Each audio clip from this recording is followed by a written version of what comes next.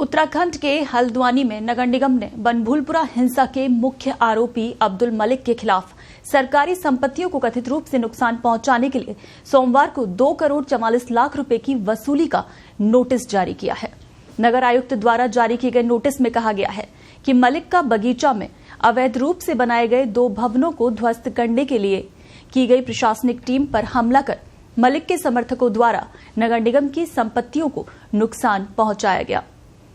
नगर निगम की ओर से जो नोटिस भेजा गया है उसमें 8 फरवरी को घटना वाले दिन दर्ज प्राथमिकी का भी जिक्र किया गया है, जिसमें मलिक को नामजद किया गया है। मलिक द्वारा कथित रूप से किए गए नुकसान का प्रारंभिक आकलन 2 करोड़ 44 लाख रुपए बताते हुए नगर निगम ने उसे 15 फरवरी तक ये राशि नगर निगम हल्द्वानी में जमा करवाने को कहा है। नोटिस में कहा गया है कि ऐसा नहीं होने पर उससे कानूनी तरीके से ये वसूली की जाएगी। हिंसा के मुख्य आरोपी अब्दुल मलिक ने ही कथित तौर पर सरकारी जमीन पर अवैध मदरसा और नमाज स्थल का निर्माण कराया था, जिनके ध्वस्तीकरण के लिए जब प्रशासन की टीम पहुंची थी तो वहां पर हिंसा भड़क गई थी।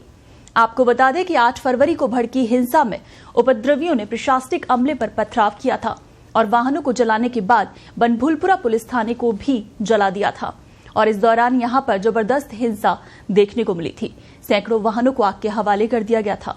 इस घटना के दौरान पुलिस ने भी बल प्रयोग किया और इस हिंसा में कुल 6 व्यक्तियों की मृत्यु हो गई थी और पुलिसकर्मियों और पत्रकारों सहित करीब 100 से ज्यादा लोग इसमें घायल हुए थे। वहीं सीएम धामी ने पहले ही हिंसा में हुए नुकसान की भरपाई आरोपियों से करने के निर्देश दे दिए थे, जिसके बाद अब मुख्य आरोपी को 2 करोड़ 44 लाख की भारी भरकम नुकसान का नोटिस दिया गया है। वहीं प्रशासन ने अब हल्द्वानी के कई हिस्सों से कर्फ्यू में ढील दे दी है, लेकिन जिले का बनभूलपुरा इलाका जो कि अब भी भीषण कर्फ्यू की चपेट में है और लोगों से सख्ती से कहा गया है कि वो घरों के अंदर ही रहें। कानून का उल्लंघन करने वालों पर कार्रवाई की चेतावनी दी गई है और जिन इलाकों में अभी भी कर्फ्यू लगा हुआ है उन्हें छोड़कर हल्द्वानी के कई हिस्सों में इंटरनेट सेवाएं बहाल कर दी गई हैं। वहीं हालात तनावपूर्ण होने के चलते मुस्लिम परिवार जो कि अपना घर छोड़कर वहां से पलायन कर रहे हैं, लेकिन प्रशासन ने बनभूलपुरा के सभी एंट्री और एग्जिट पॉइंट्स को सील कर रखा है। यहां से ना तो लोगों को बाहर जाने की इजाजत है और ना ही कोई अंदर जा सकता है। सूत्रों ने बताया है कि पूरे इलाके को सील करने का फैसला पुलिस ने इसलिए लिया है क्योंकि जांचकर्ताओं को ये लगता है कि बड़े पैमाने पर हिंसा में शामिल दंगाई भाग भी सकते हैं।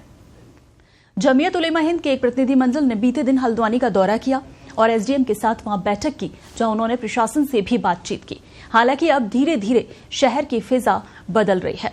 बनभूलपुरा के अतिरिक्त शहर से कर्फ्यू हटा लिया गया है उसके अलावा, और अभी तक किसी भी अप्रिय घटना की कोई सूचना नहीं है।